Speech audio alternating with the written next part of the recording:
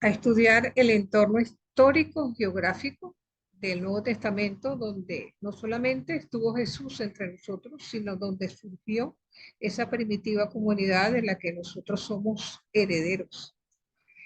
Tendríamos que empezar diciendo un poco acerca de la geografía de Palestina, porque durante la actividad pública de Jesús, que podemos ubicar entre los años 28 y 30 después de Cristo, se mencionan cuatro zonas principales. En primer lugar, la Samaria, situada entre Galilea y Judea, que Jesús atravesó a lo largo de sus viajes innumerables veces. También vamos a tener la Galilea, donde estaba residenciada la familia de Jesús y donde se desarrolló la totalidad de la vida oculta y parte de la vida pública de Jesús. También tendríamos que referirnos a la vista que debemos de Genesaret en los alrededores del lago, porque fue precisamente este territorio que podríamos decir que era el centro de operaciones de Jesús y sus discípulos, porque siempre que estaban en la Galilea, estaban precisamente en los alrededores del lago. La tercera zona es la Judea, cuya capital es Jerusalén, donde sabemos que Jesús realiza gran parte de su ministerio y donde es ajusticiado, donde muere y es resucitado. Ahora, allí hay localidades importantes presentes en los evangelios, como el Monte de los Olivos o el Monte Sión, donde estaba ubicado precisamente el templo de Jerusalén. Entonces, sabemos que la Galilea pertenecía al territorio de Herodes Antipas. Era una zona con dos partes perfectamente diferenciadas, una llanura fértil, que era el Valle del Esdrelón, que va en dirección transversal al Mediterráneo, al norte, el Monte Carmelo, hasta el Valle del Río Jordán, y más al norte vamos a encontrar una zona montañosa, posteriormente la depresión del Jordán y el lago de Galilea. Son tierras montañosas, pero a la vez están constituidas con una serie de valles fértiles y no hay desiertos en esta zona precisamente. En los evangelios son mencionadas muchas localidades que están en Galilea, como el propio Nazaret, como Caná, que está al norte de Nazaret, Cafarnaúm, Tiberiades, que había sido una ciudad construida en honor a Tiberio y que los judíos generalmente no pisaban porque la consideraban impura al haber sido construido encima de lo que fue un antiguo cementerio. Está también la ciudad de Naín, donde Jesús resucita al hijo de la viuda, la ciudad de Corazaín, que es mencionada también en más de una oportunidad. Está el monte Tabor, donde los evangelios relatan la transfiguración del Señor, y una población importante que es la población de Magdala, donde es oriunda precisamente María Magdalena. Entonces, esto en sentido general tendríamos que decir que son las cuatro zonas, faltaría una cuarta zona, que sería la Decápolis, al sur del lago, al oriente de lo que hoy es el país de Jordania, y se mencionan algunas otras localidades en el Evangelio que están en tierra de Pagán, sobre todo hacia la zona de Sidón, de Tiro, de Perea y todo lo que es la población de Siria. Ahora, tendríamos que decir acerca de esta etapa también, ubicarnos un poco en lo que fue el contexto histórico de la Palestina del siglo I.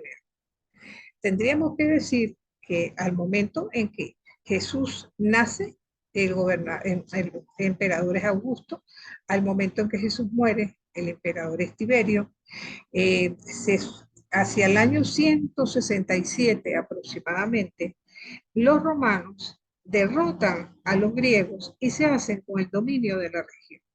Pero no fue sino hasta el año 67 antes de nuestra era que la región empezó a formar parte de la provincia romana de Siria, como un territorio que se conoció para el momento como Palestina, que es una palabra griega que quiere decir tierra de filisteos. Entonces, dicho esto, tendríamos que pasar entonces a lo que es la parte de la economía, que también podríamos decir que es bastante pujante para el momento del siglo primero. En cuanto a las monedas, tendríamos que decir que había muchos tipos de monedas, pero las principales podríamos agruparlas en las siguientes. El denario, que era la moneda romana, el dracma, que era la moneda griega, y el siclo, que era la moneda judía, y que era la única que era aceptada en el templo al momento de presentar las ofrendas.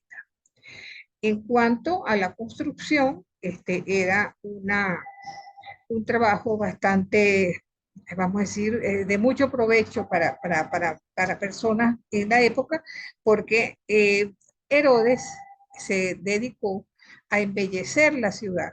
Y entonces muchas construcciones fueron construidas, valga la redundancia, en esta época, y eso de alguna manera vino a constituir una fuente de trabajo importante para gran parte de la población.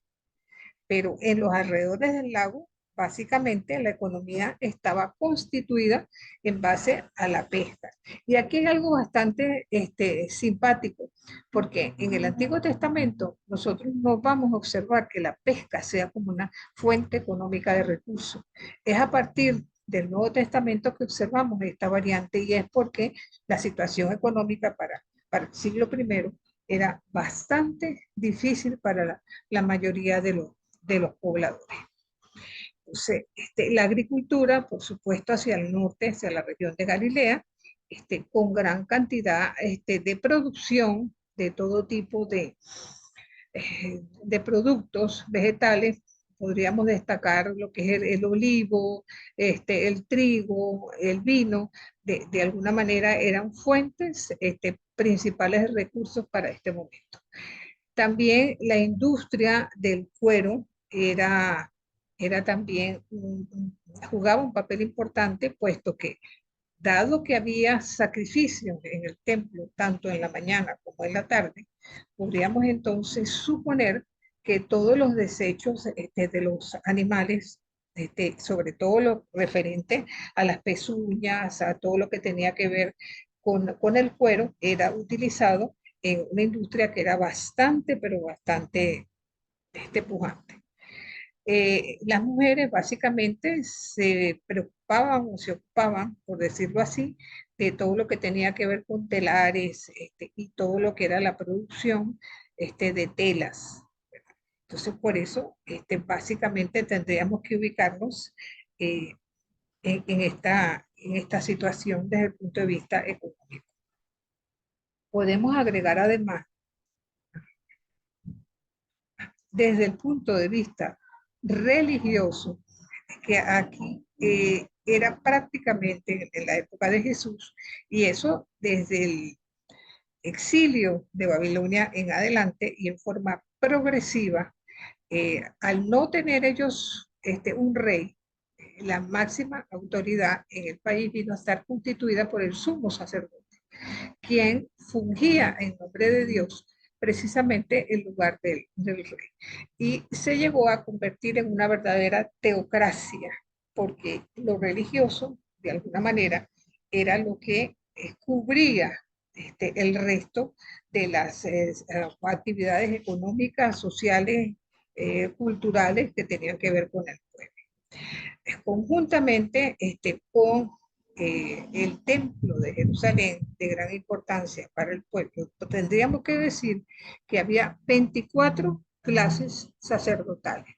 Esas 24 clases están divididas por funciones, y había, por ejemplo, los sacerdotes porteros, habían los que se ocupaban de la música, los que se ocupaban de los animales, los que se ocupaban de otro tipo de ofrendas, los que se ocupaban también del cambio de moneda, porque el ciclo, siendo la moneda judía, era considerada para ellos la moneda pura.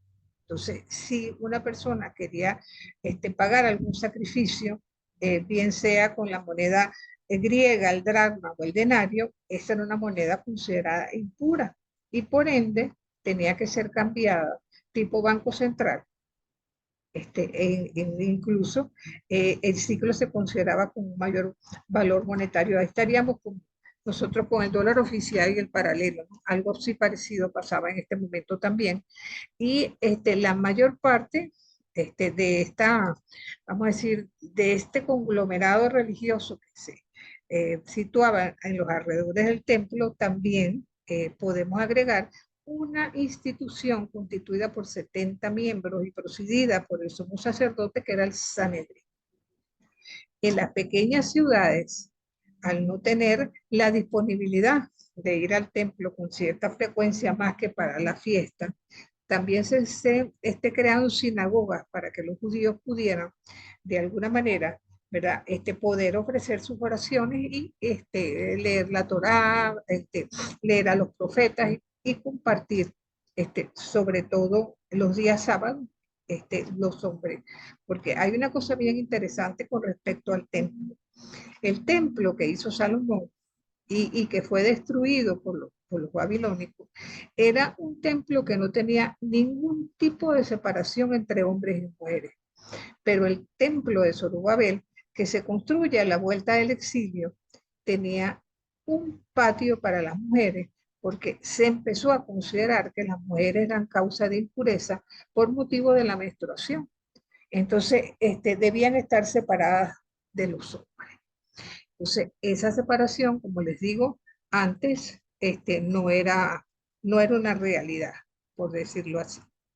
Entonces, vamos a observar que esta es una época, si se quiere, bastante difícil, porque conjuntamente con esto, desde el punto de vista social, vamos a distinguir varios grupos en los movimientos religiosos que trataron de alguna manera, de impulsar algún tipo de renovación.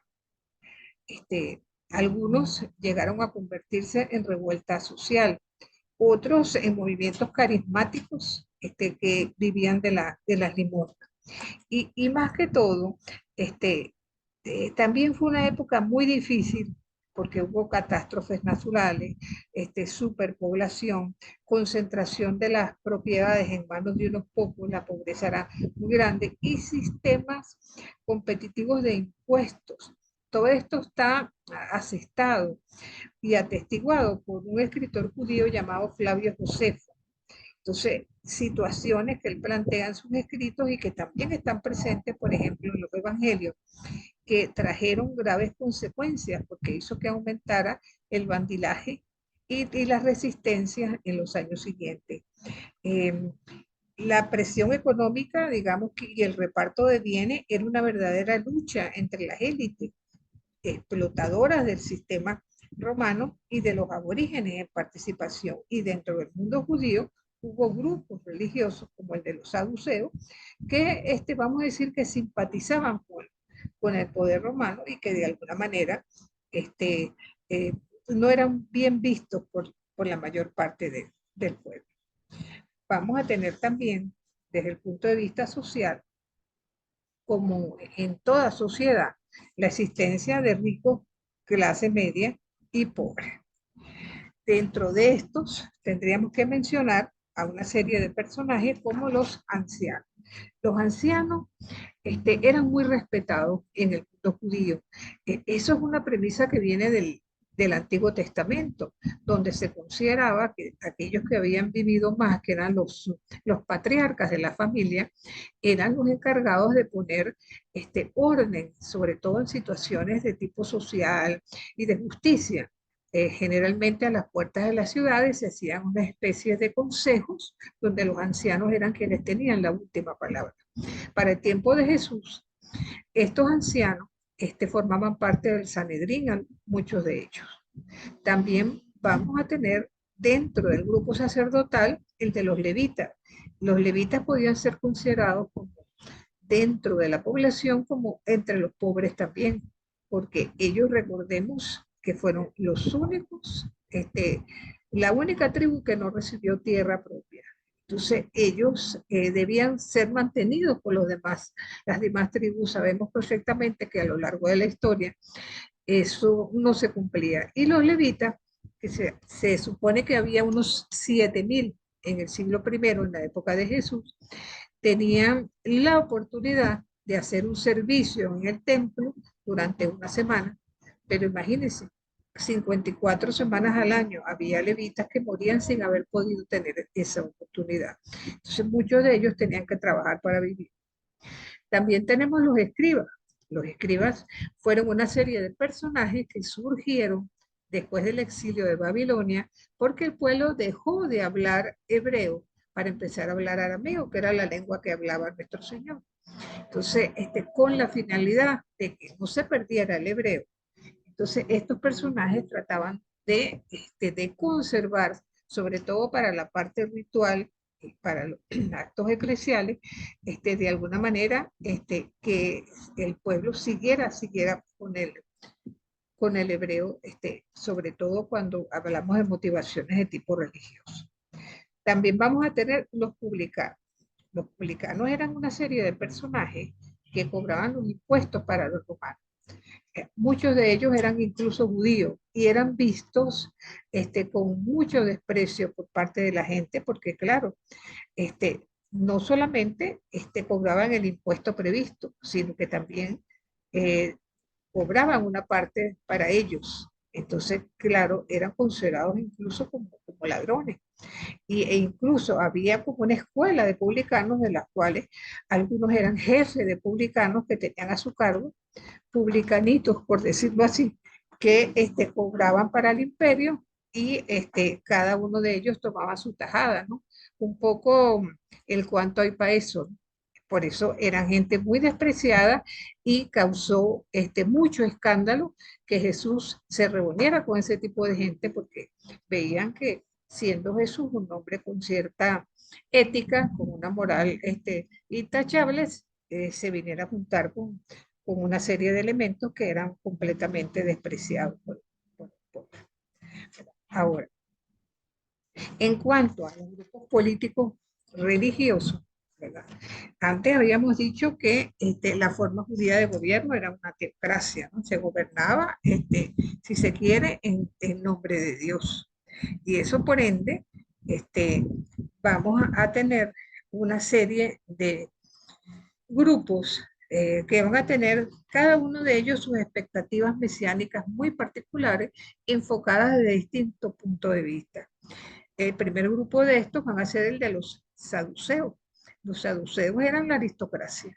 La mayor parte de los sumos sacerdotes pertenecían al grupo de los saduceos. Y eran una serie de personajes que se representaban a sí mismos como puros, en contraposición al pueblo, consideraban pecador y poco cumplidor de las leyes. Los saduceos se caracterizaban primero por no creer en la resurrección y segundo, por considerar que Dios no estaba más que en el templo y que fuera del templo ellos podían hacer lo que ellos quisieran. Esta situación era de tal magnitud que ellos se creían santos. Y eso no es de ahorita, eso viene desde el poesía.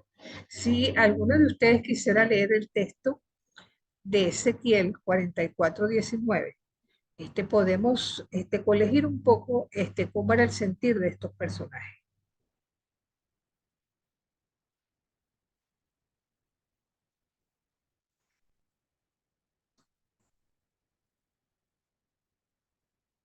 ¿Nadie tiene la Biblia? Profe, yo estoy buscando el pasaje. Ajá, es Ezequiel 44:19. Algo así como cuando salgan del templo.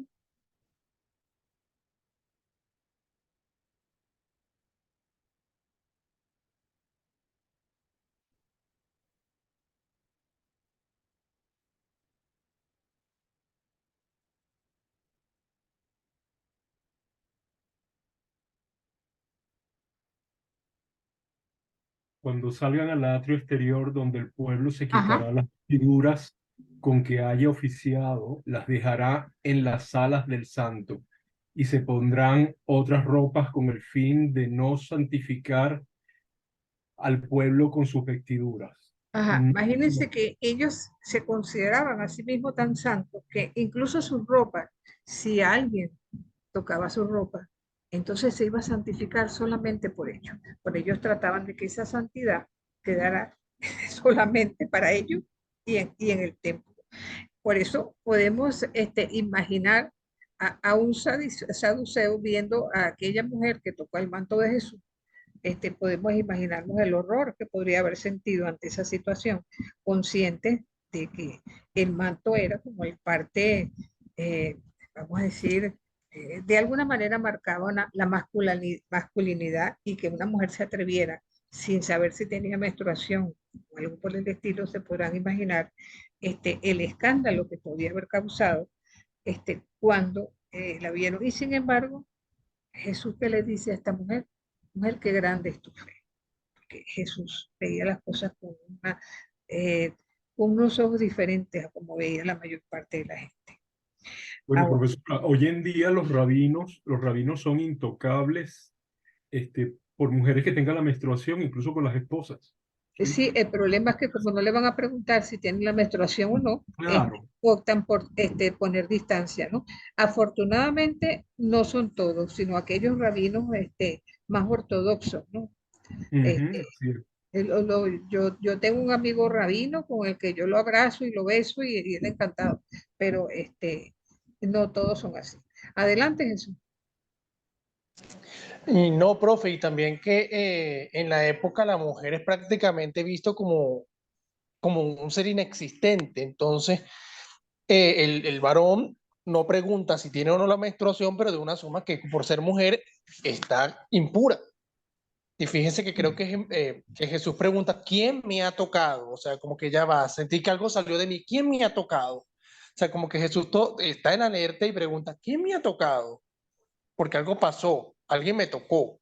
Entonces una vez pregunta, ¿quién me ha tocado?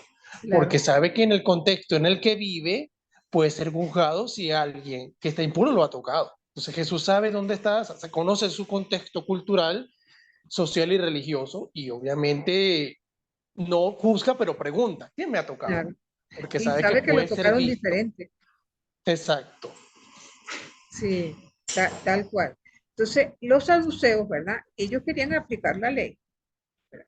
Pero con dos tipos de tendencias discriminatorias que se complementaban en cierto modo, unas interculturales que afectaban a los no judíos y otras que se referían a la discriminación dentro del propio mundo judío, porque ellos eran los santos en contraposición con el resto.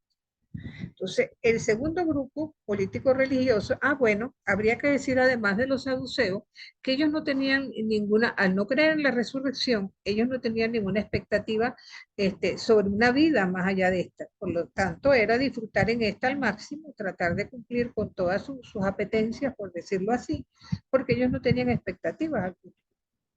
Al contrario de los fariseos. Los fariseos eran, digamos, su grupo contrastante, por decirlo así, porque los fariseos sí creían en la resurrección, eran personas eminentemente religiosas que creían que no solamente en el templo tú tenías que ser religioso, sino también el resto de tu vida en cualquier situación. Pero ¿cuál era el problema de los fariseos? Cuando un fariseo decía que él oraba, que ayunaba, que daba limosna, él no estaba diciendo mentira, los fariseos no eran hipócritas. Si son criticados en los evangelios tan duramente, era precisamente porque al cumplir con la ley se creían mejores que los demás. Y a pesar de que eran bastante, vamos a decir, admirados por parte de la población, ¿verdad? Entonces, en base a sus normas de santidad, ¿verdad? Inducían, si se quiere, la separación con los pecadores, que consideraban que no eran consecuentes con las normas radicales que un buen judío tenía que seguir, y por tanto lo descalificaban, ¿verdad? Entonces, vamos a tener también, ¿verdad? Recordemos que Pablo era judío fariseo y que cuando en el capítulo 20-21 de los Hechos de los Apóstoles, cuando está en Jerusalén y los judíos quieren sacrificarlo y bueno, que sea apresado, él se defiende defendiendo la resurrección, precisamente porque asume, ¿verdad?, que ellos me están culpabilizando, ellos me están atacando porque yo estoy defendiendo la resurrección. Y yo como fariseo siempre lo he defendido. Claro, él al hacerse cristiano ya daba el enfoque de la resurrección con base al querigma de nuestro Señor Jesucristo. Adelante, Jesús.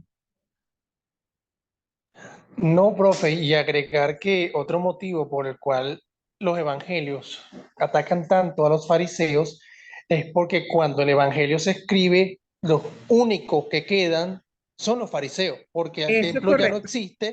el templo ya no existe, entonces el motivo de existir de los saduceos desaparece, porque los saduceos viven a costilla del templo.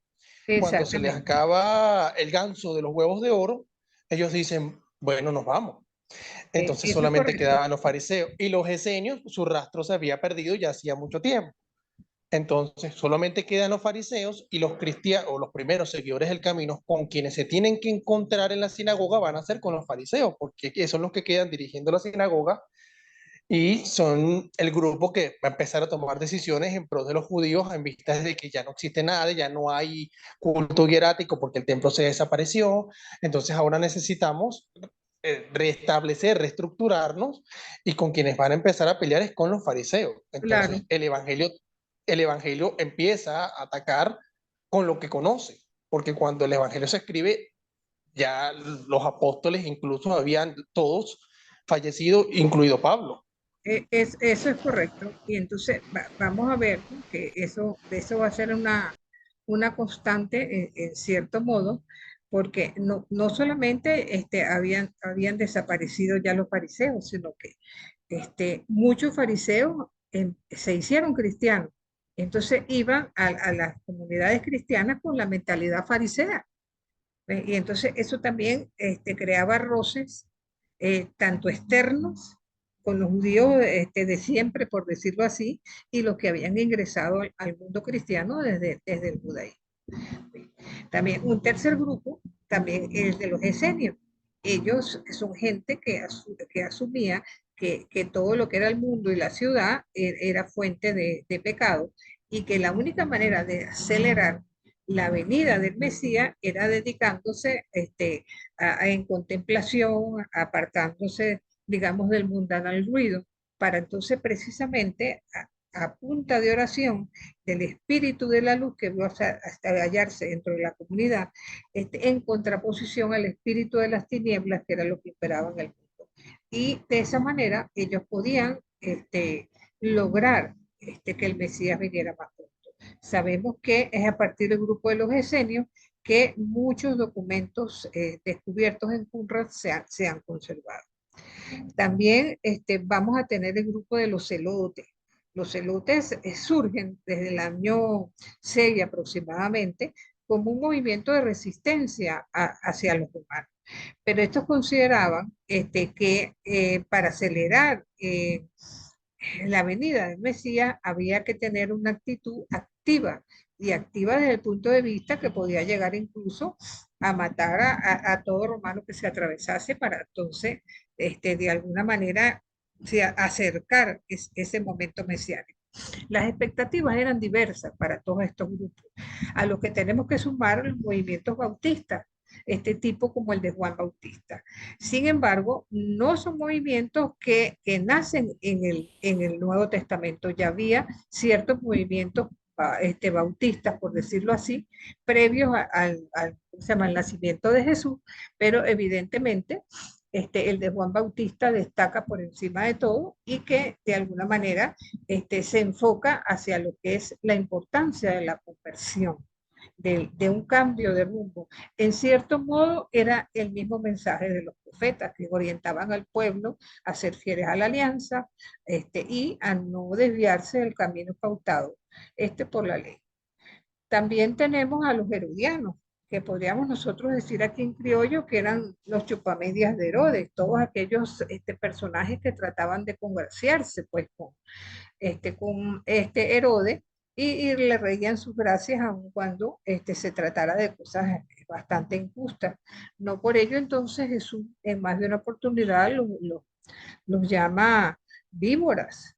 De alguna manera hablan muy fuerte acerca de ello. También tenemos el grupo de los samaritanos. Los samaritanos, recordemos que eran judíos también, pero de alguna manera se separaron del tronco oficial por varias razones. Quizá la primera de ellas arranca con la invasión de los asirios, que tomó parte del territorio, y los judíos del sur consideraban que ellos se habían mezclado más con reyes y países extranjeros y que parte de lo que era el paganismo o el culto a otros dioses dentro del mundo judío era culpa precisamente de esos grupos, ¿no?, que habían eh, surgido a partir de los matrimonios mixtos entre esa gente y los invasores. Sin embargo, después del exilio de Babilonia, ellos trataron también de poner su parte en la reconstrucción del templo y de la ciudad y fueron despreciados. Entonces, al ser dejados de lado, ellos construyeron en el Monte Garizim un templo en el que iban a rendir culto y tuvieron su propio texto, el Pentateuco samaritano, que tuvo, digamos, una línea de redacción paralela a la Torá judía, pero que se conserva, o en su momento se conservó en forma completamente independiente. Y por supuesto, estos samaritanos en los evangelios a veces son mencionados por Jesús como ejemplo, lo cual de alguna manera a los oídos de sus contemporáneos tiene que haber sido bastante chocante, por decirlo así, porque los samaritanos no eran muy queridos por los judíos. De hecho, hay veces que cuando una persona iba a cruzar desde Judea hasta Galilea, es que bordeaba la Decápolis precisamente para no pasar por territorio samaritano. Y finalmente tenemos los pecadores. Los pecadores eran la mayoría de la gente que de alguna manera eh, constituían parte de la mayoría de la población. ¿Por qué razón? Porque recordemos que después del exilio de Babilonia y cuando se va de manera progresiva convirtiéndose en una teocracia, esta sociedad, aparte de los 10 mandamientos, fue creando como una especie de cerco alrededor de la población, con una serie de prohibiciones. Son los momentos en que se escribe el Levítico con una serie de leyes que culpabilizan a la persona, e incluso la que lleva la peor parte es precisamente la mujer. Eso lo veremos con más detenimiento cuando veamos el Antiguo Testamento en el semestre que viene. Pero ciertamente, de alguna manera, a partir de los 10 mandamientos, se sacaron 613 preceptos de estricto cumplimiento y los judíos más ortodoxos lo cumplían, que si no podía dar en sábado tantos pasos, que si no podía hacer esto o aquello. Fíjense que muchas de las diatribas con estos grupos religiosos y Jesús en los evangelios es porque Jesús los acusa de hipócritas. Decir, tú no vas a desatar a tu burro en sábado, ¿verdad? Claro que lo desata porque no quiere que se te muera el burro, pero yo a esta mujer no la puedo curar porque es sábado, ¿verdad? Pero tú te podías esperar para mañana para hacerlo. Porque usted no se esperó para desatar a su burro para mañana. O sea, es la hipocresía que tiene que ver con la prohibición, con mirar como la pajita en el ojo del otro cuando no se está mirando toda no la pajita, sino la pajota que tiene cada quien en su. Y esto es un poco la situación que podemos entender que Jesús se encuentra pues en este contexto donde la situación precisamente era bastante, pero bastante difícil, donde la mayor parte de los habitantes de Jerusalén eran conservadores y había como un acuerdo tácito de intereses, dado que todos los habitantes vivían del templo de una manera u otra, ¿no? Entonces, ganaderos, cambistas, zapateros, curtidores, oficios que acentuaban la importancia religiosa de la ciudad, pero una ciudad en el fondo sin base ciudadana. Pero el templo tenía ventajas jurídicas, apelando a la santidad de la ciudad, se podía solicitar, por ejemplo, la disminución de impuestos. Entonces, incluso los ejércitos estaban concentrados en las ciudades porque el campo era mucho más difícil de controlar y por eso la mayor parte de las revueltas venían precisamente del campo. Y es en el fondo porque la depresión económica del campo era mayor que la de la ciudad. Había muchísimas, pero muchísimas tensiones. Entonces, de alguna manera, vamos viendo que si bien la aristocracia judía no constituía una polis, yo diría que más bien un etos en cuya cúspide estaba el sumo sacerdote y el Sanedrín, en tanto que la aristocracia, le hace saduceo, se comportaba como una aliada permanente de los romanos. Entonces, esto es la situación que nosotros vamos a encontrar en el siglo I y que con mucha claridad se percibe pues entre sus habitantes. De paso, recordemos que la influencia del helenismo llegó para quedarse.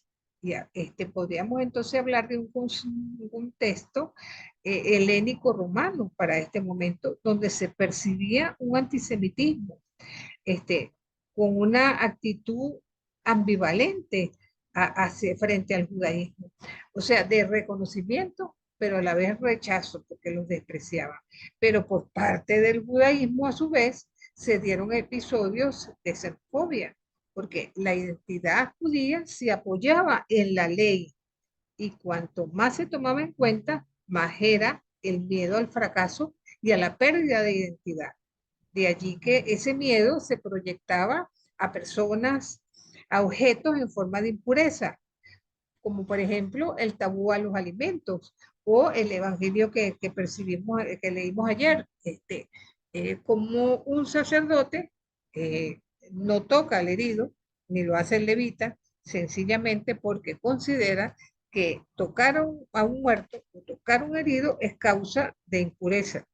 Y si iban para el templo menos, porque no podían presentarse ante Dios con las manos impuras, sino tendrían que sufrir una serie de ritos de purificación para entonces ellos poder acceder a y tenemos que entonces Jesús nace en medio de una crisis de la sociedad judeo-palestina, donde de alguna manera va constituyendo un movimiento que ante la agresión Jesús opone el amor y como compensación el perdón, la misericordia, la reconciliación. Entonces, eso de alguna manera, fíjense que esto es tan cierto que a veces en los evangelios se percibe cuando el sustituto es un objeto de agresión, aunque sea en forma indirecta. Por ejemplo, la agresión hacia los romanos se desplaza hacia los demonios. Lo vemos en el texto de Marcos 5, con el endemoniado de Gerasa, en el que ¿cómo se llama? Los demonios se albergan en una piara de cerdo, ¿verdad? Este cerdo viene a representar las fuerzas de ocupación. Los demonios hablan latín y se presentan como legión. Entonces, la consideración a los demoníacos con respecto a esto es comprensible. Entonces, para Israel, en su país gobernaban los demonios en lugar de Dios. Entonces, los exorcismos que se presentan en los evangelios vienen a ser actos de liberación traspuestos en el plano mítico. Entonces, podemos entonces entender, ¿verdad? Que de alguna manera toda esta serie de factores, ¿verdad? Que van dándose a lo largo del siglo I, van a, de alguna manera, a orientar lo que los evangelios nos dicen acerca del Jesús histórico que estuvo entre nosotros, ¿verdad? Entonces, y cómo fue capaz el cristianismo de desbordar incluso los límites del judaísmo. Entonces, dicho esto, vamos entonces a adentrarnos en el Jesús histórico. ¿Qué es lo que sabemos del Jesús histórico realmente como personaje histórico? Debemos recordar que los evangelios son relatos de Jesús a la luz de la Pascua.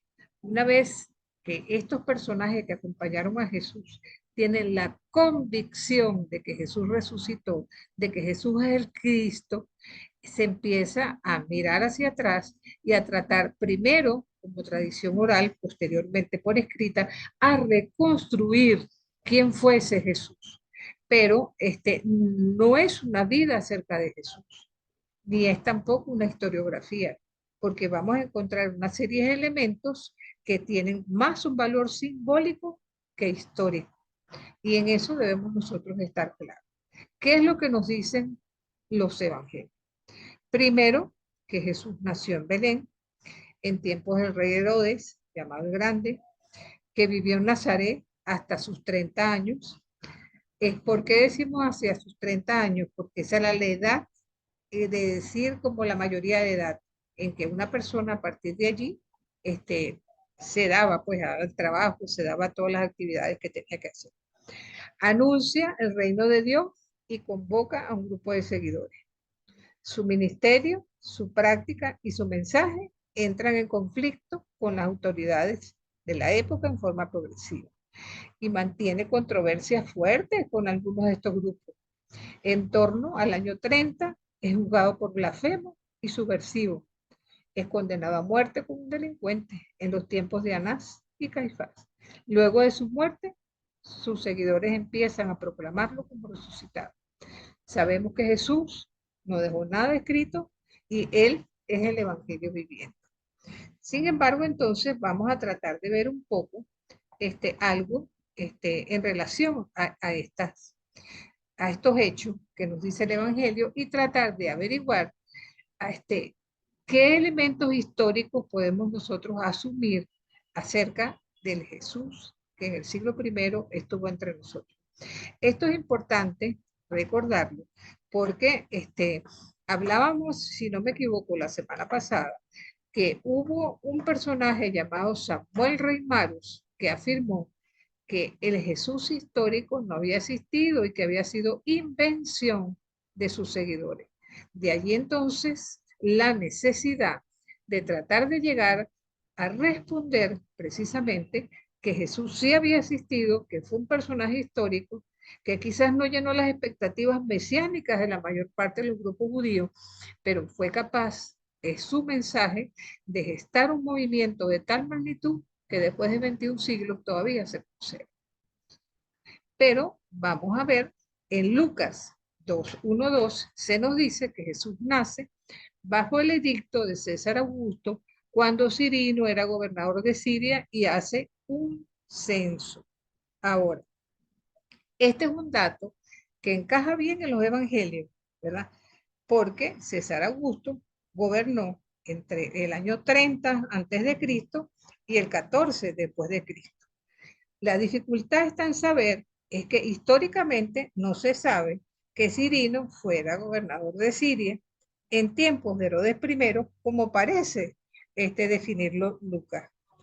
Flavio Josefo sitúa un censo en el año 6 antes de Cristo y Tertuliano afirma que ese empadronamiento lo mandó a hacer un personaje llamado Cintio Saturnino, ¿verdad? Del cual se sabe que sí fue gobernador de Siria, ¿verdad? Entre los años 9 y 6 antes de Cristo. O sea, que probablemente Lucas, como fruto de sus investigaciones, no ajustó, si se quiere, exactamente el nombre de los personajes, pero sí hubo un censo pero no precisamente como lo pauta Cirino, sino otro personaje. Y eso está atestiguado, como le digo, por documentos incluso extrabíblicos, como son los escritos de Flavio Josefo y las palabras de Tertuliano. Pues otra cosa que determina los evangelios, que dicen que vieron su estrella de Oriente los magos, ¿verdad? Entonces, la estrella de los magos ha representado un papel tradicional desde la época de Kepler, ¿verdad? Cuando sabemos que él hizo adelantos en los cálculos astronómicos y demostró que en el año 7 antes de Cristo hubo una gran conjunción entre Júpiter y Saturno en la constelación Pixie. Ahora, ¿dónde está? Y les voy a hablar como si fuera Adriana Asi, ¿verdad? Que la astrología antigua considera a Júpiter como el astro rey, a Saturno como el astro de los judíos y a Pixis se le relaciona con el final de los tiempos. Entonces, de allí se sacó la conclusión que había nacido el rey de los últimos tiempos como rey en el país de los judíos. Es una interpretación no cristiana, pero increíblemente se ajusta a lo que nos dice Mateo en su evangelio. Sobre todo porque había la idea de que cuando nacía un personaje notable, y eso se dice, por ejemplo, ¿cómo se llama? Del fundador del mundo griego, ¿verdad? Él, eh, cuando él nació, vino una estrella luminosa en el cielo. Entonces, Alejandro Magno, evidentemente, es lo que Mateo nos dice. Otra cosa es que los magos, ¿verdad? Desde la antigüedad se cree que era una casta sacerdotal de origen persa. Algunos de ellos médicos, ¿verdad? Y en un evangelio apócrifo que es el libro arameo de la infancia de Jesús, que está escrito en el siglo sexto, se mencionan sus nombres, los obsequios que hizo a Jesús, y se cree que vinieron en actitud de adoración. Generalmente la lectura que hacemos de este acontecimiento es la apertura a la universalidad, que Jesús no viene solamente para el mundo judío, sino que la presencia de los magos marca la universalidad. Sigamos entonces un poco adelante. No duden en interrumpirme si necesitan. Ajá. Otra cosa. Jesús nació el 25 de diciembre, no sabemos. Fíjense que tenemos que pensar que si Jesús muere aproximadamente en el año 30, los evangelios se escriben específicamente los que hablan de la infancia hacia el año 80, 85, cuando la vida media de una persona era de aproximadamente 50 años. ¿Qué personajes podían haber para dar cuenta que hubieran estado presentes al nacimiento de Jesús y que dijeran, sí, yo me acuerdo cuando él nació? ¿Por qué entonces se escoge esta fecha? Más bien se cree que Jesús debe haber nacido en julio, agosto, porque si los relatos nos dicen que los pastores estaban al descampado con sus rebaños en época de invierno y en diciembre de invierno, ellos no pueden hacer eso porque los animales no pueden estar de noche cogiendo sereno porque se enferman. Entonces, la celebración del nacimiento de Jesús en esta fecha se establece solo en el reinado de Constantino. Y estamos hablando del 354 después de Cristo. Y nada tiene que ver con la verdadera fecha porque no la conocemos. Sí sabemos que el día 25, dentro del mundo romano, se celebraba la fiesta renaciente del sol invencible por ser el solsticio de invierno. También, ¿verdad? Sabemos que del 16 al 24 de diciembre se hacían unas festividades en honor a Saturno, ¿verdad? De las cuales, fíjense que en esos días se vivía el sueño dorado de la igualdad. Los que eran esclavos eran libertos, el que tenía alguna deuda se le condonaba, el que estaba preso lo soltaban, y uno del pueblo hacía de Saturno. Pero fíjense que al final de la celebración de la fiesta, ese personaje que había hecho de Saturno era sacrificado al dios Saturno. Entonces, en 9 días de libertinaje colectivo, ¿verdad? Donde ese rey, como les digo, era degollado en el mismo altar donde había gobernado. Entonces, también con gran solemnidad, muchos pueblos del Mediterráneo le rendían homenaje a una deidad llamada Mitra, ¿verdad?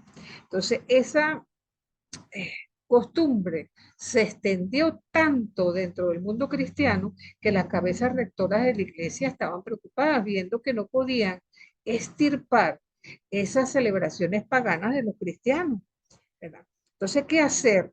Entonces decretaron, ¿verdad?, que el 25 de diciembre sería el día que se celebraría el nacimiento de Jesús, siendo el Papa Julio II quien lo establece de modo oficial, y el Papa Sisto II le dio el soporte litúrgico. Y podemos entender por qué escogieron esa fecha. Mitra simboliza el nuevo sol y las festividades en su honor se extendían hacia el día del culto a Februo, ¿verdad?, que se da nombre al mes. Y de alguna manera, esta era una fiesta que se dice como fiesta de las candelas. Entonces, en esta heredad de ritos y creencias antiguas, la Navidad cristiana se inicia el 16 de diciembre, ¿verdad? Y culmina el 2 de febrero, Día de la Candelaria, en evidente sincretismo. O sea que tomando algunas fechas que eran de festividades paganas, se les dio un cambio para transformarlas en cristianas. Entonces, fíjense que Febru, la fiesta de la Candelaria para nosotros, viene a representar la celebración ígnea de la Virgen, y en cierto modo nosotros celebramos entre el 16 y el 24 de diciembre, ¿verdad?, las misas de gallo.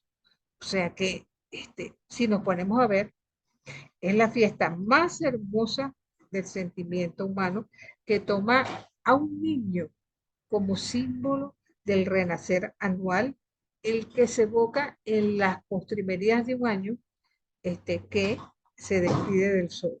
¿Quién fue Jesús? El nuevo sol de la humanidad. Entonces, esto es importante tomarlo en cuenta para que nosotros, como estudiosos de la Biblia, cuando nos salgan por ahí, no, porque eso es mentira, Jesús no nació el 25 de diciembre. Es cierto, no nació el 25 de diciembre, pero es bueno que sepamos por qué afirmamos esto. Otra cosa, ¿verdad? En Lucas 2, 22 y 23 se dice que se da la presentación en el templo de Jesús. Debemos recordar que ninguna ley exigía la presentación de la madre. Al contrario, recordemos que una mujer que daba luz estaba impura hasta los 40 días si era varón, ¿verdad? Y aquí es presentado aparentemente como buen judío para que sea circuncidado y le hagan su Brit Milá. Entonces, el padre es quien tiene que presentarlo y consagrar al niño porque es primogénito, ¿verdad?, ante Dios. Eso lo dice Éxodo 13:12. Y la presencia del niño tampoco era necesaria, sino más bien que al cabo de los 40 días la madre se presentara al templo. Sin embargo, Lucas, de manera bien simpática, une, ¿verdad?, estas dos leyes que son independientes, y de algún modo las ubica en estas circunstancias. Otra cosa, que la creencia de que Jesús nace en Belén viene del profeta Miqueas, ¿verdad? También lo vamos a encontrar en Mateo, evidentemente, pero en aquella época las expectativas mesiánicas ubicaban el nacimiento del Mesías en Belén. Recordemos que Belén es casa del pan, es la tierra de David, pero Mateo 2:22 deja entrever que quien era de Belén era José y por tanto ubicar a Jesús como de Belén, es lógico. Es más, los evangelios dejan entrever que tuvo que ir a Nazaret a buscar a María, donde sus padres. Entonces, algunos exégetas, y eso es bueno que lo sepan, niegan el nacimiento de Jesús en Belén y más bien lo ubican en Nazaret. Y entre los argumentos que dan es que, como en esa época no había apellido, si nosotros decimos que José de Arimatea es porque nació en Arimatea o que María Magdalena nació en Magdala o que María de Nazaret era de Nazaret, a Jesús nunca lo mencionan como Jesús de Belén, sino Jesús de Nazaret. Entonces, yo no creo que sea tan importante que nazca en un lugar o en otro, sabiendo nosotros lo que vino a representar para la humanidad la presencia histórica de Jesús de Nazaret. Entonces, vamos a irnos a otro punto también, y es, en la época de Jesús, ¿verdad?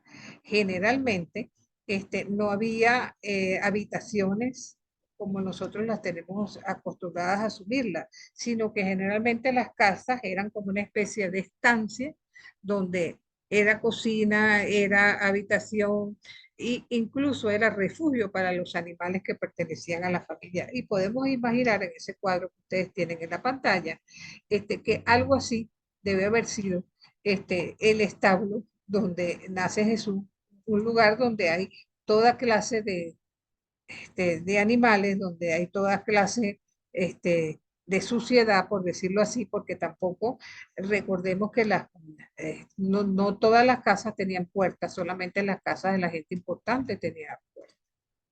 Entonces, y con esto pasamos a otro punto. En la época de Herodes, si hemos dicho, ¿verdad?, que la estrella que reconoce a Jesús es en el año 7, que según Flavio Josefo el censo se da en el año 6-7 antes de nuestra era. ¿Cuándo nace Jesús realmente entonces? Que ese es el otro punto que nos trae hasta aquí. Debemos recordar que Herodes el Grande, ¿verdad?, había logrado formar un reino compuesto por gran parte del Israel unificado. Algunas regiones también de Idumea en el sur. Sin embargo, a su muerte, ¿verdad?, se divide el territorio entre sus tres hijos, Arquelao, que le tocó Judea, Samaria e Idumea, Antipas como tetrarca de Galilea, ¿verdad?, Filipo como tetrarca de Auranítide, ¿verdad?, y Salomé, hermana de Herodes, recibió Jania, Esoto y Faisal. Ahora, la muerte de Herodes, históricamente y documentada por datos extrabíblicos y sin ningún género de duda, él muere el 27 de marzo del año 4 antes de nuestra era y muere en Jericó. Entonces, ¿qué se dice precisamente de Herodes? Que fue la persona que mandó a matar a los santos inocentes y que motivo por el cual tuvieron que irse hacia Egipto la Sagrada Familia. Entonces, si Herodes muere en el año 4 antes de nuestra era, resulta que los datos que nos están dando acerca de Jesús debe haber nacido entre el año 6 y 7, están bastante acertados. Entonces es cuestión de equivocación de fecha y no de hecho histórico como tal. Ahora, ¿cuál es el problema que confrontamos con el señor Herodes y la muerte de los santos inocentes? Adelante, deciré. Sí, profe, buenas tardes. Quizás es una pregunta tonta, pero si usted dice que el nacimiento de Jesús está por el siglo II-III, ¿qué es entonces lo que marca el inicio o sea, de que terminamos un menos y empezamos a más? Más 1, más 2, más 3. Porque yo siempre pensé que era el nacimiento de Jesús. Bueno, eso tiene una explicación muy fácil. Una vez que ya la iglesia cristiana es la iglesia, vamos a decir, oficial del imperio, empiezan a correr los años. Resulta que ya el imperio romano está en vías de desaparición ante las huestes de las invasiones bárbaras, ¿verdad? Entonces en la iglesia dicen, pero bueno, ¿cómo vamos a seguir nosotros contando 2 años en base al Imperio Romano? Sabemos que Jesús nace en el año 354 de la fundación de Roma, pero dicen, si el acontecimiento Cristo fue tan grande y tan importante que fue capaz de partir la historia en dos partes, ¿por qué no vamos a considerar nosotros todo lo que sea antes de Jesús, antes de Cristo, y todo lo que sea después de Jesús, y empezamos a contar desde ahí, ¿verdad? Eso estuvo muy bien. El problema es que le encomendaron en el siglo VI, esto ocurrió en el siglo VI, a un monje que se llamó Dionisio el Exiguo ese papel. Y el pobre Dionisio, con los elementos que tenía en sus manos, se equivocó simplemente y dató el nacimiento de Jesús unos años posteriores a lo que realmente Jesús nació. Entonces es cuestión de, si vamos a eso, quizás nosotros no deberíamos estar en el 2023, sino ya estar en 2029, en los umbrales del 2030, tomando en cuenta esos datos que estamos suministrando. Gracias, profe. De nada, mi corazón. Ahora, fíjense una cosa. En verdad, Herodes mandó a sacrificar a los niños y quería que todos los niños se murieran para eliminar esa presencia mala que le quería quitar el trono. Bueno, miren, no descartemos esa posibilidad, pero todo esto se basa en las leyendas ¿cómo se llama?, que rodean la persona de Herodes. Se sabe que Herodes fue un rey extranjero de origen idumeo que no fue muy querido precisamente por el pueblo. Ahora, encima de todo, era un rey vitalicio y cruel. Entonces, el niño que le nacía, niño que iba matando, porque creía que le podía usurpar el día de mañana el poder. Los que lo heredaron tuvieron suerte de sobrevivir, porque generalmente los mataba de chiquitos, ¿verdad? Entonces, él asesinó a todos aquellos que consideró usurpadores del trono, incluyendo a varios de sus hijos, como Aristóbulo, como Alejandro. Mandó a ahorcar al yerno, estranguló a la madre.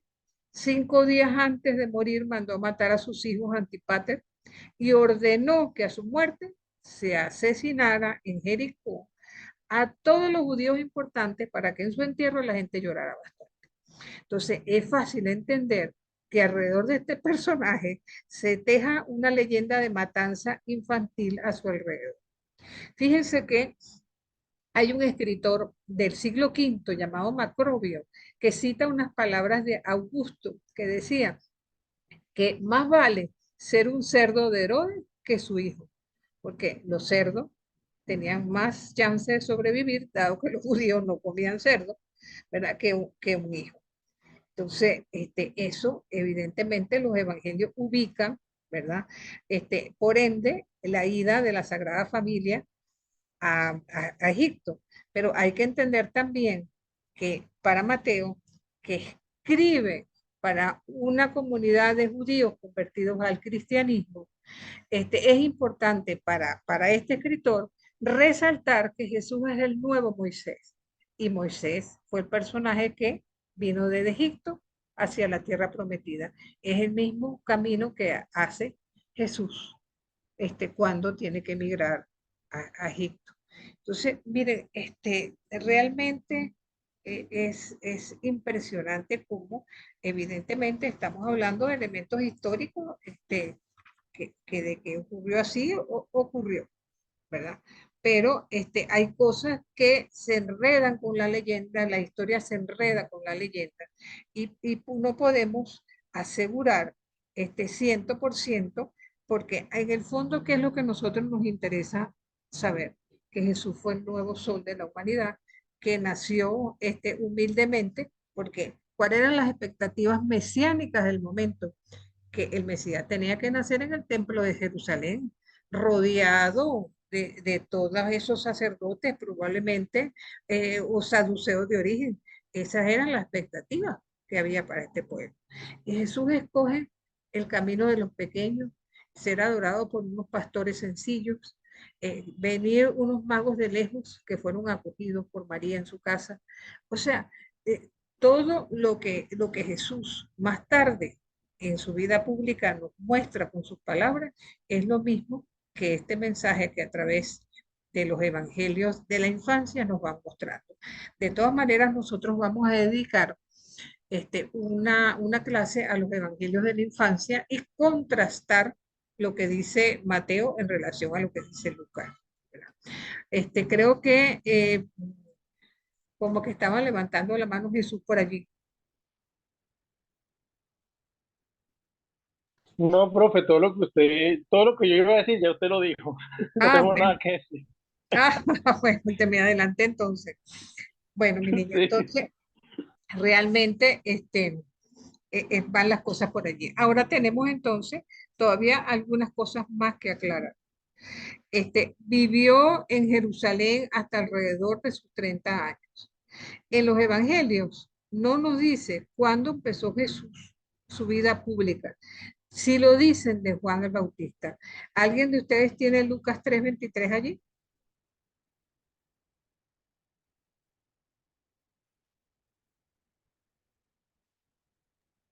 Sí, tenía Jesús al comenzar unos 30 años y Ajá, él, según se creía, hijo de José, hijo de Gelí.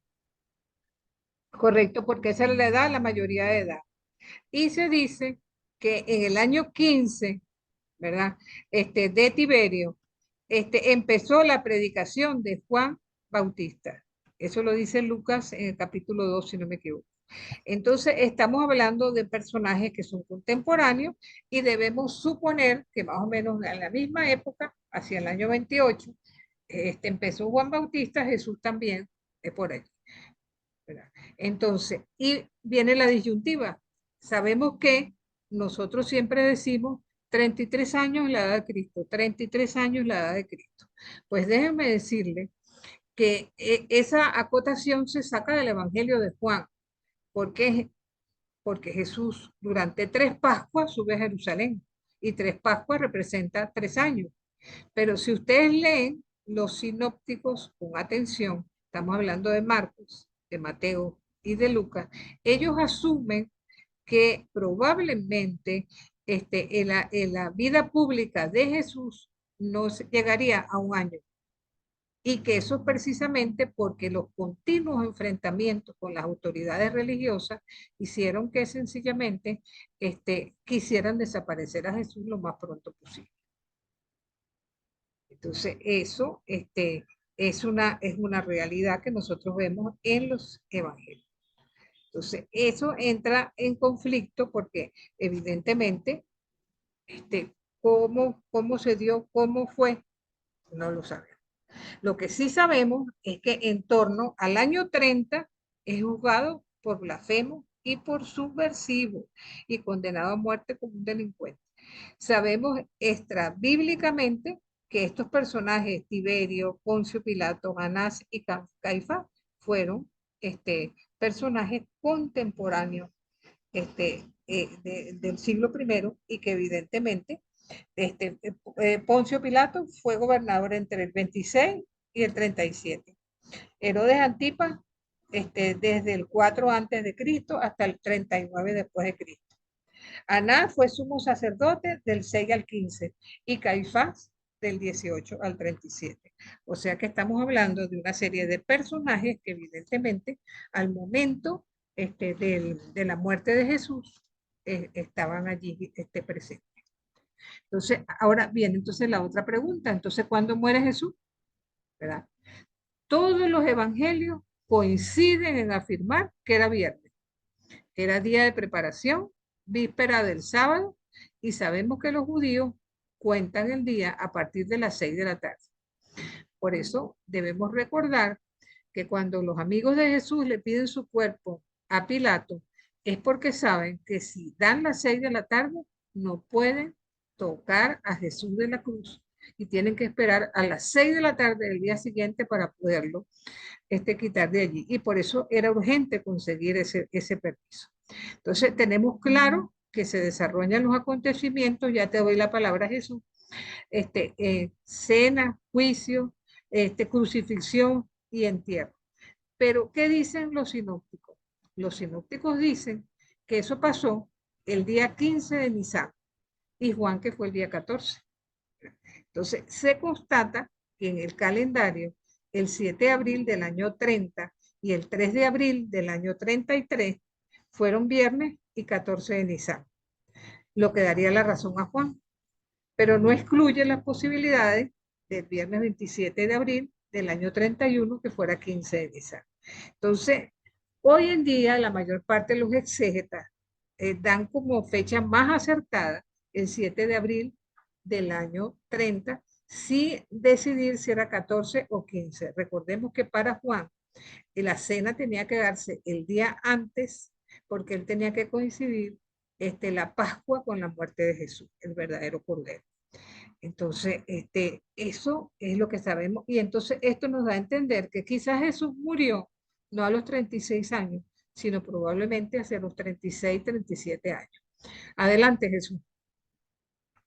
Y agregar, profe, que de acuerdo al Deuteronomio, si se dejaba al condenado a muerte en la cruz, quedaba toda la tierra de Israel maldita. Entonces era preferible bajarlo de allí, porque si no, quedaba toda la tierra impura, porque Jesús había muerto en condiciones para nada puras. Él había sido asesinado como un condenado por un delito.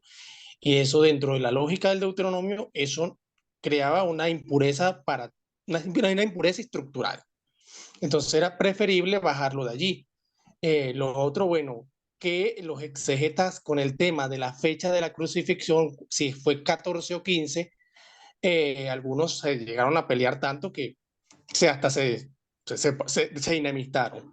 Meyer intenta arreglarlo, pero le cuesta porque sabe que la apuesta en términos de dificultad le da más razón a los sinópticos porque son tres evangelios que dicen la misma cronología contra Juan que por una sola cronología y lo pone de forma más teológica que de una forma estrictamente histórica.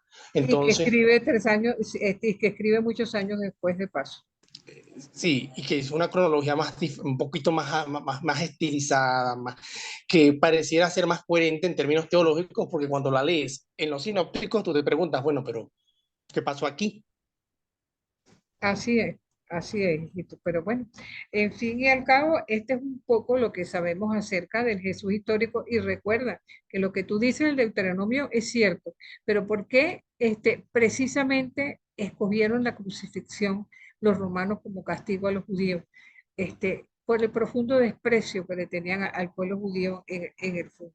Y que para ellos, eso era para ellos deplorable. Incluso a la gente la moría desnuda. O sea, a nosotros nos ponen a Jesús con el pañito por razones pudorosas, vamos a decir así. Pero los condenados eran, o sea, porque no solamente es que era quitarles la vida, era avergonzarlo hasta donde más no se pudiera. Y a todas estas, dicen que había momentos que en Jerusalén había crucifixión de tal forma que la ciudad olía a muerte, porque se crucificaban 20, 30, 50 condenados de un solo viaje. Entonces, incluso muchos de esos cadáveres eran las aves de rapiña, tomaban parte de ellos para comer. O sea, es terrible, es terrible. Y que nuestro Señor haya sido también sometido a semejante cosa, precisamente porque para nosotros Jesús es el Cristo, nuestro Señor, pero Él no muere por Cristo, Él muere por delincuente, porque así lo vieron y lo asumieron en su momento. Entonces, es terrible de verdad. Entonces, bueno, sigamos un poquito más adelante con esto, como una recuperación de lo que nosotros vimos la semana pasada, en cierto modo, porque acabamos de ver al Jesús histórico, el Evangelio viviente, cuya vida vamos a ubicar para tener números redondos entre el 0 y el 30, debería ser el -6 al 30, su muerte y resurrección dan paso a lo que se conoce como el periodo apostólico entre el año 30 y 70. Recuerden que dijimos que era un movimiento o años que eran caracterizados por ser un movimiento del espíritu, un movimiento misionero, un movimiento que tomó en cuenta la perspectiva de las pequeñas comunidades domésticas donde hubo participación femenina, que supo tomar en cuenta la dimensión de las culturas y la inculturación del Evangelio, la pluralidad de ministerios y carismas, la dimensión política incluso del movimiento de Jesús y la variedad de corrientes, porque el cristianismo no nació monolítico. El hecho de que haya 4 evangelios lo testifica. Entonces, en este periodo apostólico, vamos nosotros a encontrar, ya lo decíamos la semana pasada, las protopaulinas, las cartas auténticas de Pablo, algunas tradiciones del discípulo amado, la fuente Q, que tiene mucho parecido con el Evangelio de Tomás, que no es canónico, y evidentemente el Evangelio de Marcos, que sabemos que su redacción debe haber ocurrido aproximadamente hacia el año 68 antes de nuestra era. Con 2 focos importantes, Jerusalén, donde empezaron a circular los testimonios de la tumba vacía, y en Galilea, donde lo que más se destacó allí fueron las apariciones del resucitado. Posteriormente, vamos con la muerte de esta primera generación cristiana, se va a dar paso a lo que fue el periodo subapostólico, donde es importantísimo empezar a escribir para que esa tradición oral de ninguna manera se pierda. Y esto lo toma en cuenta esta segunda generación, ubicada entre los años 70 y 35 aproximadamente. Ponemos estas fechas como límites porque se considera a partir del 135 que nace la patrística. Entonces, en azul, ustedes van a ver en pantalla aquellos documentos que nosotros tenemos en nuestras Biblias como testimonios canónicos del Nuevo Testamento, mayoritariamente cartas, que están escritos en este etapa. Pero, ¿verdad?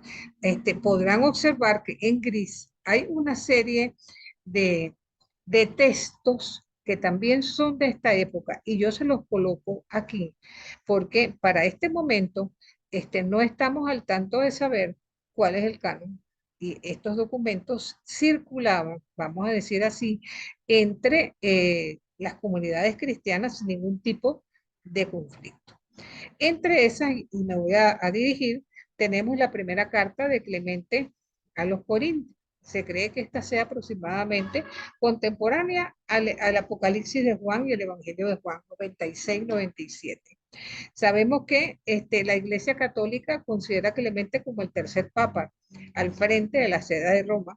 Y esta carta sería una prueba de que ya para este momento el obispo de Roma constaba ya de cierta jerarquía o de primacía jerárquica, por decirlo así, ¿no? Sobre la sede de Roma. Entonces, en la iglesia de Corinto ha tenido un problema y una serie de miembros descontentos han depuesto a los obispos y presbíteros de la iglesia.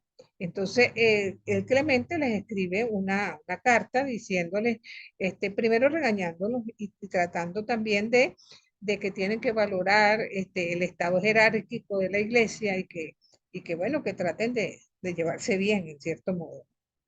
Otro documento es el pastor de Herma. Para algunos padres, como por ejemplo Irineo y Clemente de Alejandría, dicen que este texto debió ser canónico por su contenido.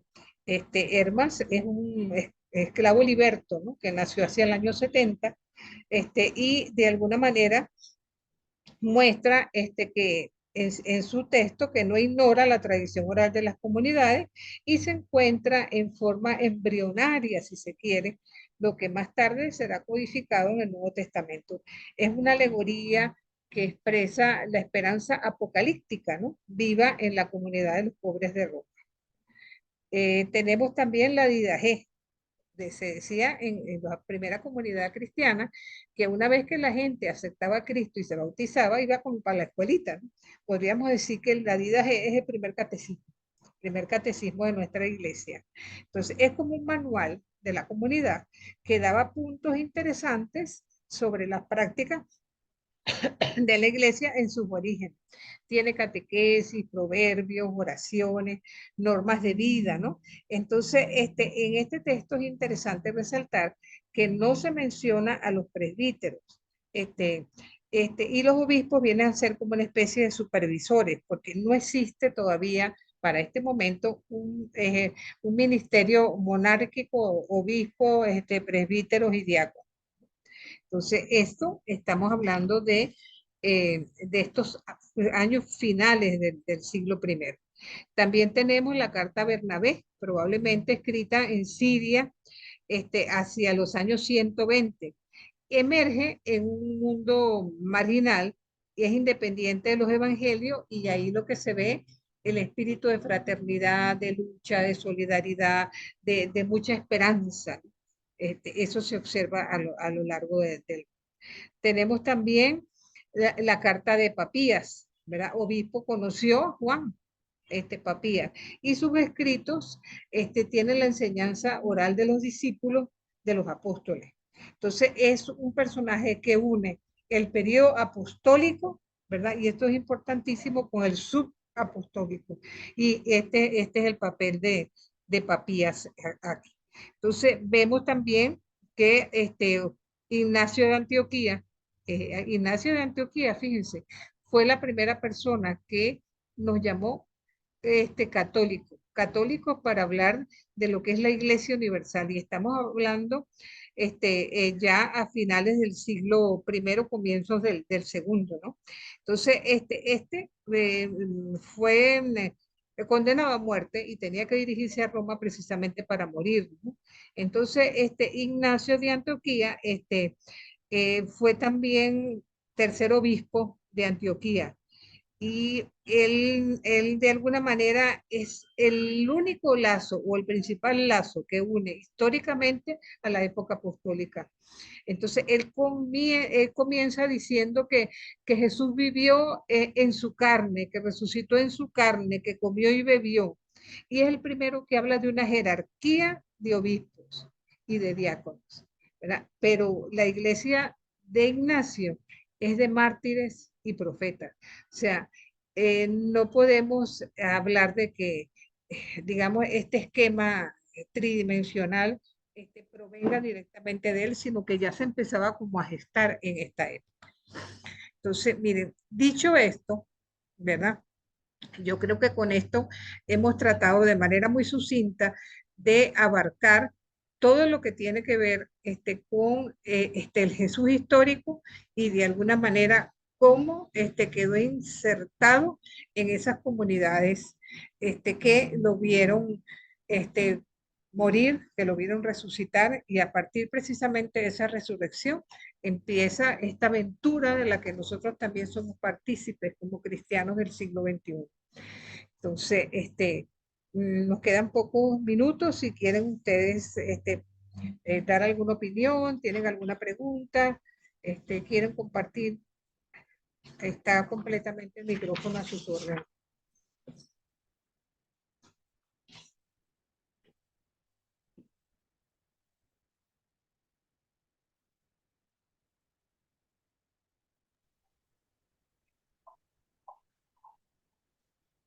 Profe, Adelante,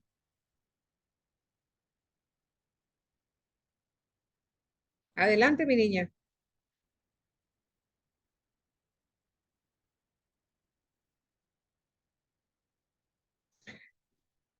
Tienes el micrófono cerrado.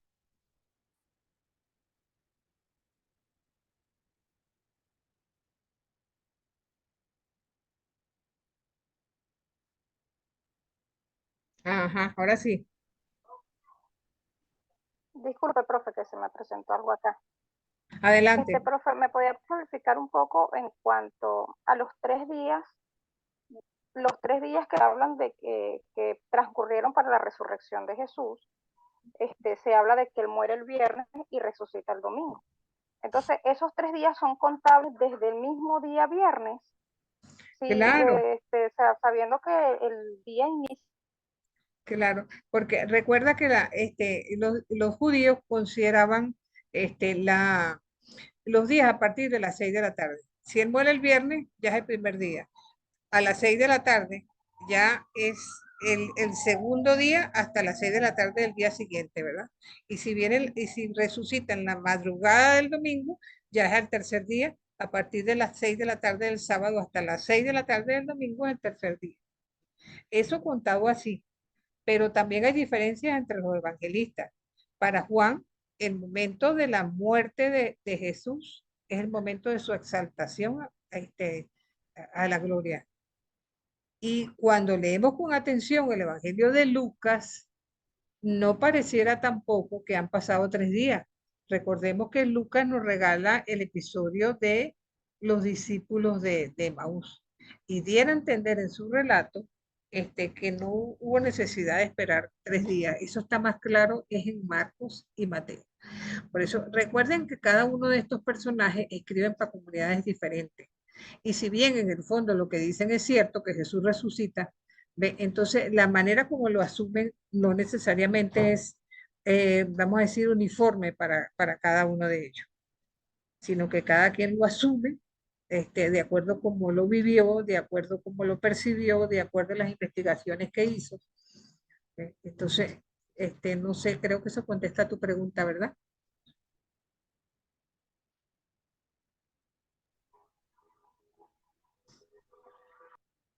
Adelante, Andreita. Hola, profe. Yo tengo una duda sobre lo de los Reyes Magos. Ajá. ¿Por qué le damos la importancia al tema de los Reyes?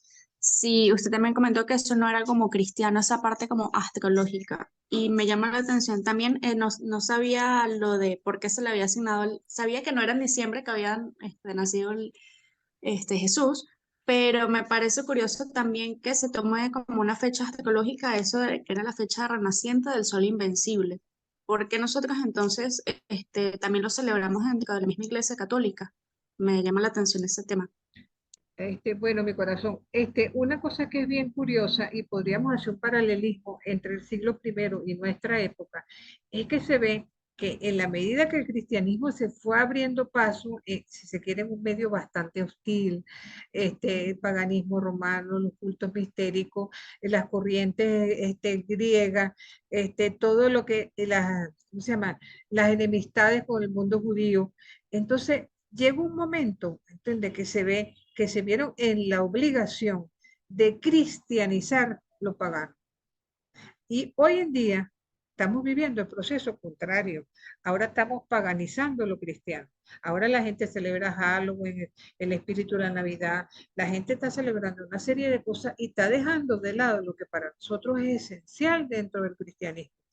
Y eso de alguna manera trató la iglesia de poderlo controlar porque veían que se les estaba escapando los cristianos celebrando cosas paganas que no tendrían que estar celebrando. ¿Ve? Entonces, y hoy en día yo veo con tristeza que ese proceso se ha revertido y se ha revertido en forma bastante como negativa, ¿no? No sé si ustedes consideren de la misma manera toda esta situación, pero yo por lo menos lo percibo de esa forma. Claro, Totalmente de entonces acuerdo. es así, porque ahorita también se le está dando, o sea, es que me llamaba la atención por este tema psicológico. Lo que siento es como que fue una manera de ellos mismos cuidarse y de que no malinterpretaran lo que era la imagen de Jesús, porque se le quería desprestigiar de muchas maneras, que si él no era más que un fantasma o si no era un espíritu que había habitado un cuerpo de otra persona. Imagino que, como dice usted, lo hacen como para apartarse de esas corrientes que son paganas. Hoy en día, como dice usted, se está dándole mucha fuerza a esas corrientes, que es como como esos temas psicológicos, como que yo puedo todo porque soy más fuerte o atraigo, como que soy un imán de energía o cosas así. Y siento que hay muchas cosas de esas paganas que están tomando y están confundiendo a la gente también. O sea, todas Sí, esas cosas a nueva era de Reiki, todas esas cosas que dicen ser también espirituales, pero no sabe hasta qué punto uno puede llegar a llamar también otras cosas, ¿no? claro.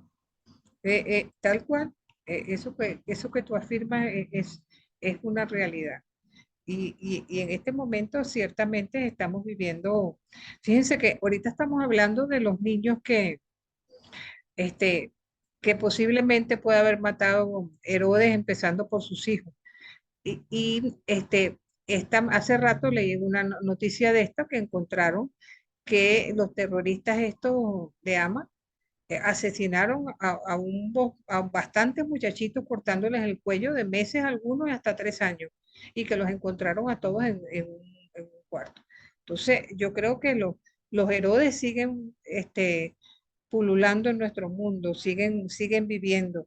De alguna manera, vemos cómo la historia tiende, nosotros creemos que la historia es lineal y va hacia su consumación hasta el final de los siglos, pero pareciera que fuera circular en muchos aspectos, porque se repiten los mismos errores, se hacen las mismas atrocidades, parece que la gente no termina de aprender. Jesús vino hace 2 años, hace 2000 años, nos dejó un mensaje tan hermoso y caramba, pareciera que tuviera que venir de nuevo para refrescarnos las cosas, porque como que no terminamos de Sí, profe. aprender. Yo Sí, estaba pensando también eso, y cuando usted había mencionado el tema de lo de Herodes con los santos niños inocentes, había investigado también y decía que, claro, que Flavio Josefo, que era un historiador y que escribió bastante sobre los horrores que cometía el rey Herodes, parece que eso no lo escribió, pero como no está, no lo, o sea, como si eso no hubiera sucedido en lo que él recopila, pues, en su parte histórica. Pero como dice usted, tampoco es algo descabellado de pensar si él mismo mataba a sus propios hijos, sí, porque claramente era un hombre sin valores. Ahora, también es como usted lo trae el tema de lo que sucedió hoy, de esa noticia tan espantosa y todo lo que estamos viendo que está sucediendo, que ponen los pelos de punta realmente, es que hasta los mismos judíos pudieran llegar a ver esto también como como algo similar a lo que ellos tienen en Éxodos, cuando pasó como también la muerte de los niños y todos en Egipto.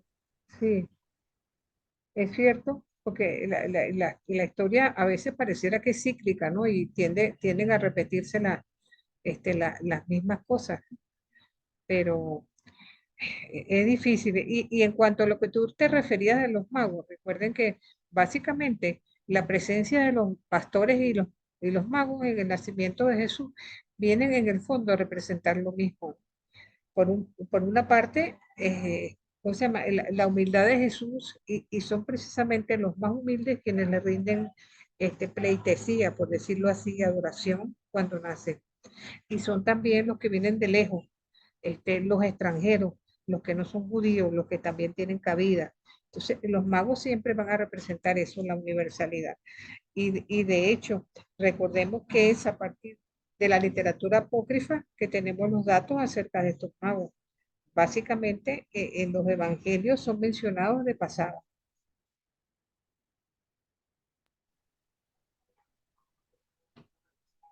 Así es, gracias, profe. De nada, mi niña.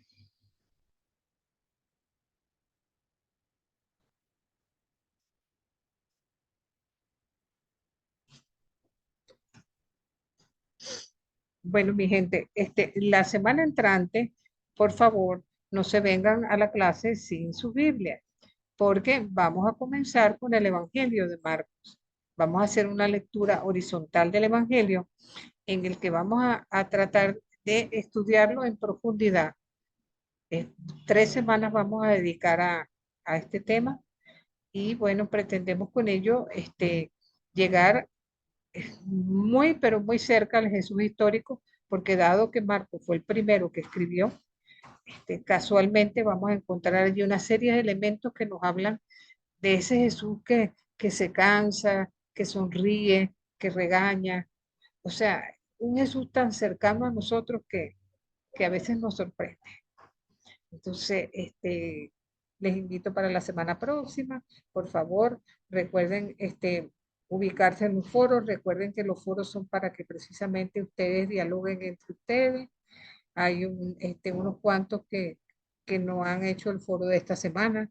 también tienen uno para la próxima, sobre este tema del contexto histórico del siglo I. Así que les invito pues a que se integren en esa parte. Dios me los bendiga a todos. Esperemos que tengamos una semana tranquila y bueno, les invito a que oremos por la paz, que tanta falta Profesora, nos hace. profesora, una última pregunta y me disculpa Adelante, José. si lo extiendo un poco a todos. Yo no entiendo el funcionamiento de los foros. Honestamente, es la primera vez en todo este Ok. tiempo que veo que existe algo llamado foro y Ajá. hay unas preguntas allí. La verdad que no sabría cómo consumirlo. Ok. Bueno, mira, los foros es la manera más fácil de hacer tareas, vamos a decir así. ¿Por qué Ok. razón? Porque el tema que ustedes tratan, hay creo que 6 o 7 foros apenas a lo largo del semestre. Ujú, cierto. Entonces, ¿tú qué es lo que haces? Vamos a hablar del anterior, pues, que era contrastar las comunidades pospascuales del siglo I con las de ahora. Entonces, con breves palabras, tú podías decir, bueno, en la comunidad en que yo me desenvuelvo tal cosa, encuentro puntos de contacto con la comunidad del siglo I, veo que hay ciertas discrepancias en este sentido, y allí te das cuenta que otros compañeros tuyos también han opinado al mismo. Entonces, eso les da la oportunidad de interactuar entre ustedes, decir, caramba, Andrea, estoy de acuerdo con lo que pusiste o discrepo de ti por tal cosa, porque entonces eso hace un poco que comenten acerca de la clase entre ustedes, que discrepen, que se den la razón o no, y eso ayuda a profundizar el tema. A la larga lo que se busca es eso. Entonces tú te metes en foro, ahí está, foro 1, foro 2, el contenido, y Ujú. ves cómo fácilmente, una vez que tú opinas, ves que están los comentarios de tus compañeros. Puedes volver a opinar, puedes comentar lo que dijo alguno de ellos o no, como ustedes prefieran. No sé si eso más o menos te aclare. De todas maneras, si tienes cualquier dificultad para entrar en el foro, yo con mucho gusto te oriento. Muchas gracias. No, ya he entrado. Lo que sucede es que veo las preguntas expuestas allí, pero no sé cómo interactuar o no sabía cómo era la cosa. Porque primero tienes que dar tu opinión antes de ver lo que los demás han puesto, ¿ves? Ok, Entonces, una vez que das tu opinión, entonces sí puedes interactuar con los otros. ok. ¿Y los ensayos? Bueno, los ensayos, fíjate que todavía Otro. falta mucho para eso, porque Sí. uno es de Mateo y el otro es de Pablo. Todavía nos faltan 4 semanas más para ver a Mateo y nos faltan, yo creo que para diciembre estaremos viendo a Pablo. Sí, Entonces, uno dice, el primero dice 21-11 y el segundo dice 9-1. ajá, entonces esos son fechas, los ensayos son trabajos tradicionales, me imagino que todos ustedes han hecho ese tipo de trabajo en otras ocasiones. Y hay un trabajo Listo. final. De todas maneras, en el Ujú. programa que está publicado, ustedes pueden entonces acceder a esas tareas, ver la fecha, este, desde que pueden entrar hasta la fecha límite.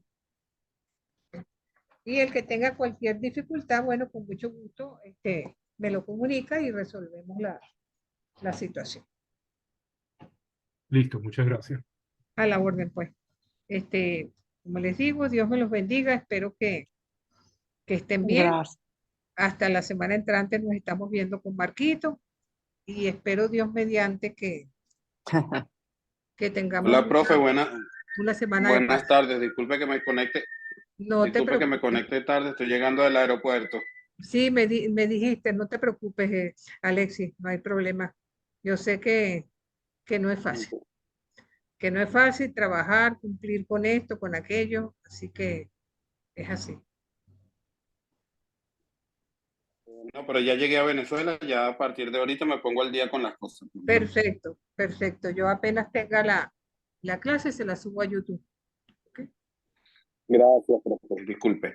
No se preocupe. Gracias, profe, por todo. La clase de hoy divina. Una belleza. A la orden, mi Muchas gente. A gracias. la Hasta orden. luego. Ya resolví lo de la entrada a módulo. Ok, Ah, ya estoy perfecto. ahí, ya voy a hacer mi foro. Listo. Magnífico, magnífico. Buenísimo. Ya vi todo. Dios les cuide, pues. Igual. Gracias. Feliz tarde para todos. Amén, Amén, amén, feliz amén, tarde. Feliz tarde. Chao, feliz tarde. amén.